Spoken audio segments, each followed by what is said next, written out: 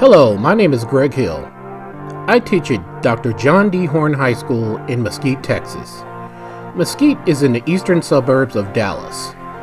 I teach world geography and world history. I've been teaching for over 24 years in various capacities.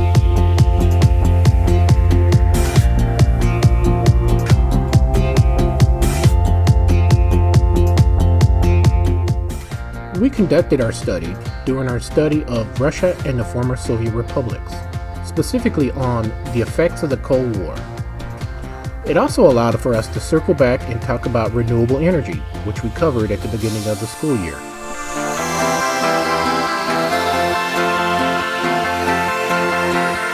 Our lesson starts out by looking at the National Geographic resource, Chernobyl Explodes. I like this resource because it's really concise, has a lot of vocabulary, and gives access to ELLs. Students will take notes in a think, pair, and share environment. Then we'll look at the spatial distribution of the fallout and map it on several maps of Europe and the Soviet Union. After we have a class discussion, we did visit the Atlantic article, Visiting Chernobyl, 32 years after the disaster. Here students are able to choose between 10 pictures of their choice and answer the writing prompts. What do you see? And what do you imagine it would be like to have lived there before the disaster?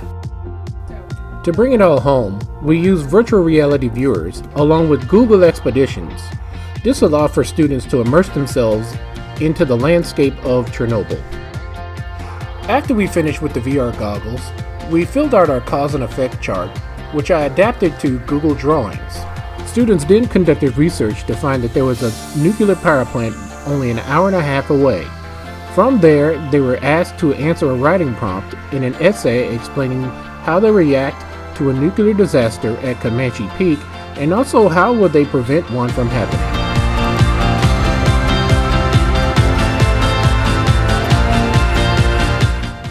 Looking at the human and natural world, it was great for us to go from local to global and then back to local.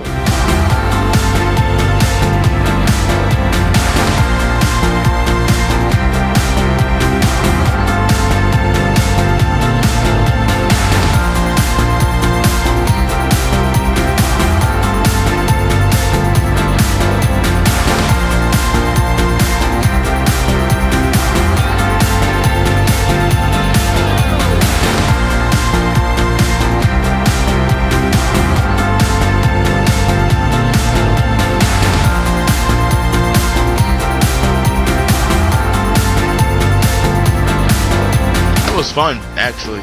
It's a lot more interesting when you actually get to see what you're looking at, where you actually get to see what you're learning about. I think that the virtual reality was very interesting because there was you can see it instead of just reading it, because if you see it like pictures, you have a better idea of what happened instead of reading it and trying to think about what exactly happened. So I think it's a lot better than reading books. I thought using the VR goggles was a very interesting way to bring a new part to geography, because it allows you to actually see the things instead of just reading about them. So I think they're really good for history class in general. But I liked the pool part. It was just a complete. It was a whole town. It was really interesting. I never realized how close we are to a nuclear power plant. This lesson solidified the need for greater awareness that this type of disaster could happen here.